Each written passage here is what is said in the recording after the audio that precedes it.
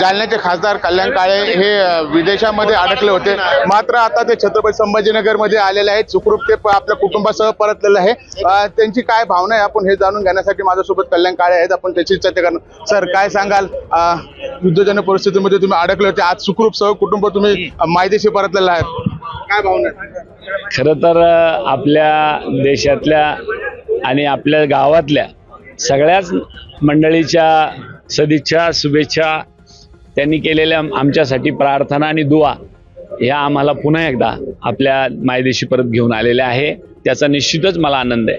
Sir, मला सांगा, ज्या वेळेस अशी परिस्थिती निर्माण झाली होती त्यावेळेस तुम्ही तिथे अडकले होते, घरचे देखील भयभीत झाले होते, तुमच्या मनामध्ये नेमकं काय भीती होती? निश्चितच असं अपेक्षित असतं की आपल्या घरच्यांना सोडून आपण जेव्हा एवढ्या दूरवर प्रवास करायला आलेलो आहोत, तर आता आपलं कसं होईल स्वाभाविक सगळ्यांना वाटत असतं. ती एक भीती मनात राहते. परंतु त्या भीतीबरोबरच आपल्या देशातले सगळेच नागरिक पुन्हा सुखरूप कसे परत जातील हे मनामध्ये एक भावना आणि भूमिका होती. ज्या पद्धतीने अनेक भारतीय नागरिक आहेत ते विदेशामध्ये अडकलेले आहेत, तर एम्बेसी मार्फत किंवा भारत सरकारने पाहिजे तसं ठोस पावलं काही उचललेत किंवा नाही उचललं, असं काय वाटतं तुम्हाला? प्रत्येक जण असा घाबरल्यासारखा बोलतोय. वास्तविक तिथल्या एम्बसीने तरी आम्हाला सहकार्य केलंय, परंतु मला अपेक्षित होतं केंद्रातलं सरकार आपल्याला, केंद्रातले सरकारचे मंत्री, मुख्य सचिव, परराष्ट्र खात्याचे सचिव आणि मंत्री, किंबहुना एव्हिएशन डिपार्टमेंटचे मंत्री यांनी एक पत्रकार परिषद घेऊन लोकांना दिलासा द्यायला पाहिजे होता.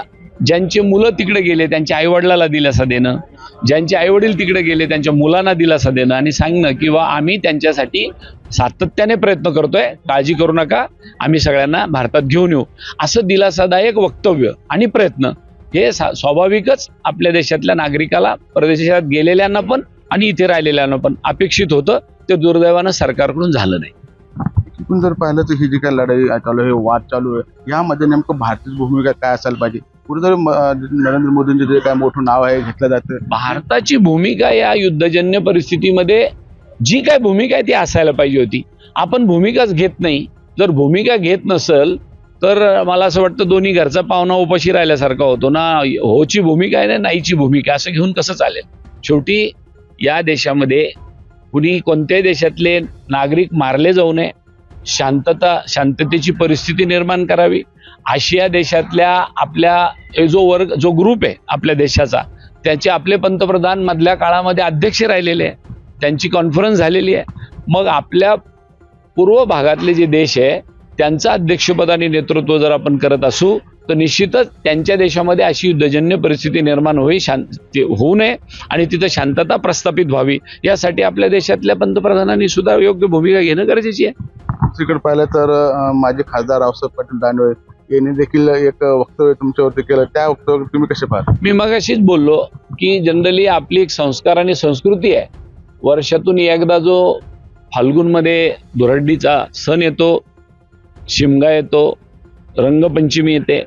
ज्या रंगपंचमीच्या दिवशी किंबहुना धुरड्याच्या दिवशी कोणी काही बोललेलं मनाला लावून घ्यायचं नसतं. त्याच्यामुळे त्यांनी काय बोललं त्याच्यावर फार प्रतिक्रिया देण्यासारखी परिस्थिती नाही. त्याच्यामुळे ते तुम्ही मनाला लावून घेऊ नका, मी घेत नाही. नक्कीच माझ्यासोबत ताई देखील आहेत. ताई, कसं वातावरण होतं, काय वाटत होतं तुमच्या मनामध्ये, नेमकं काय चाललं होतं?